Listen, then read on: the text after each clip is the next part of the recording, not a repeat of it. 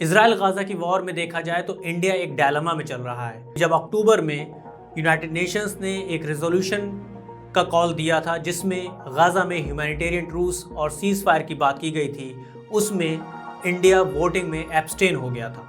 7 अक्टूबर को जब इसराइल और गाजा की लड़ाई स्टार्ट हुई, उस वक्त प्रधानमंत्री नरेंद्र मोदी ने इसराइल को खुले तौर पर सपोर्ट किया। उन्होंने ट्वीट करते हुए बताया कि किस तरीके से वो इजरायली प्राइम मिनिस्टर नेतन्याहू के कांटेक्ट में हैं और लगातार इस वॉर के बारे में अपडेट्स ले रहे हैं। लेकिन 13 अक्टूबर को मिनिस्ट्री ऑफ एक्सटर्नल अफेयर्स ने प्रेस कॉन्फ्रेंस करके इंडिया का सपोर्ट इंडिपेंडेंट स्टेट ऑफ फ़लस्तीन के इस्टेब्लिशमेंट के लिए जाहिर किया। इसके एक हफ्ते बाद तक तो प्रधानमंत्री नरेंद्र मोदी का कोई ट्वीट नहीं आया, लेकिन 18 अक्टूबर को जब इसराइल की तरफ से बॉम्बार्डिंग में गाजा के अल अहली हॉस्पिटल में अटैक हुआ और वहां पर 500 से ज़्यादा लोगों की जानें चली गईं, जिसमें काफ़ी तादाद बच्चों की है, तो उस वक्त इसराइल का बिना नाम लिए हुए प्रधानमंत्री नरेंद्र मोदी ने इस अटैक को कंडेम किया और वायलेंस को ख़त्म करने की बात की।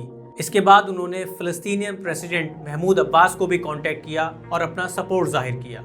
इसके बाद से हम देख रहे हैं कि इंडिया का जो स्टैंड है गाजा इजराइल वॉर में, वो थोड़ा शिफ्ट हो रहा है। अभी कल ही यूनाइटेड नेशंस में एक रेजोल्यूशन पास किया गया जिसमें ऑक्युपाइड फ़लस्तीनियन टेरिटरी में जो इलीगल इजरायली सेटलमेंट्स हैं उनको कंडेम किया गया था। इसमें इंडिया ने यूनाइटेड नेशंस के फेवर में वोट किया। लेकिन हाल ही में जब US secretary state Antony Blinken external affairs minister Jaishankar से नई दिल्ली में मिले, तो एक्सटर्नल अफेयर्स मिनिस्टर जयशंकर ने 2 स्टेट थ्योरी की बात की। उन्होंने अमेरिका से कहा कि फ़लस्तीन और इजराइल का वो स्टेटस होना चाहिए जो यूनाइटेड नेशंस ने 1947 में रेजोल्यूशन पास किया था। अगर हम हिस्टोरिकली देखें तो इंडिया इजराइल और फ़लस्तीन के मैटर में हमेशा फ़लस्तीन को सपोर्ट करता आया है, लेकिन मोदी गवर्नमेंट में इंडिया की इजराइल से नज़दीकी होने की वजह से इंडिया का जो डिप्लोमेटिक स्टैंड है वो चेंज हो रहा है और ये 2 स्टेट थ्योरी की तरफ जा रहा है। इसराइल गाजा वॉर पे लेटेस्ट अपडेट्स हम आपके लिए लाते रहेंगे। वो लेटेस्ट अपडेट्स आपको मिल सके, इसके लिए मॉनिटर इंडिया को सब्सक्राइब जरूर करें।